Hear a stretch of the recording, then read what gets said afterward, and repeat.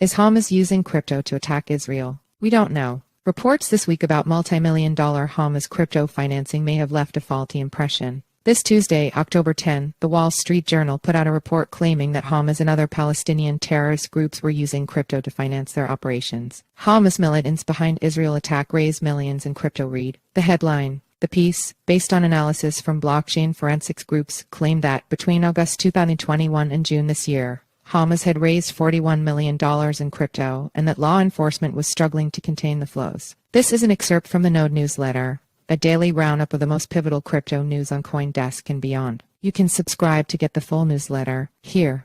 The inference was clear. Crypto is subterfuge and shadowy, and not to be trusted at a time of war. The piece noted gaps in financial crime controls at exchanges that facilitated the payments. Binance was cited by intelligence agencies in Israel and the U.S.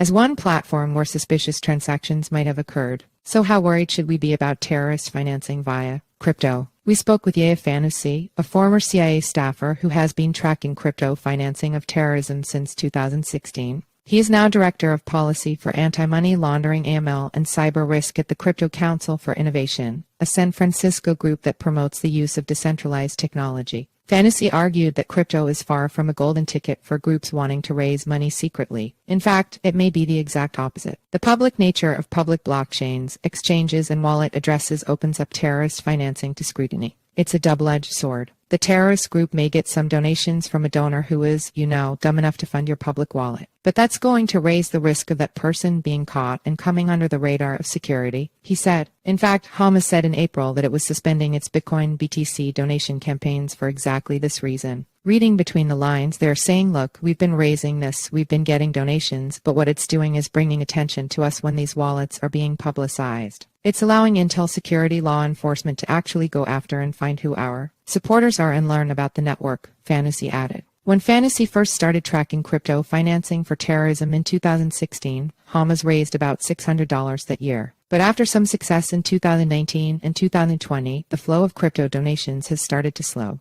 Fanusi noted two other nuances that may have been lost on readers of the WSJ. One, it's not clear if that money raised in crypto actually went into the attack on Israel last weekend, though that was the inference. The Wall Street Journal report does not say Hamas used $40 million for this attack. That's not there. We can't determine that. But of course, if that's coming out on Tuesday, that's the implication, Fanusi said. And two, it's not clear if the millions raised actually reached terrorists at all. The funds may have been seized by law enforcement along the way. There were these attempts to raise this money, but law enforcement may have been able to go to these exchanges, stop them, and close them, Fanusi said. Fanusi also played down the idea that privacy coins and mixing services might offer effective workarounds to using systems that broadcast transactions publicly, like the Bitcoin network. Privacy coins such as Monero XMR don't have enough liquidity for the purpose, and mixing services are problematic too. Last year, the U.S.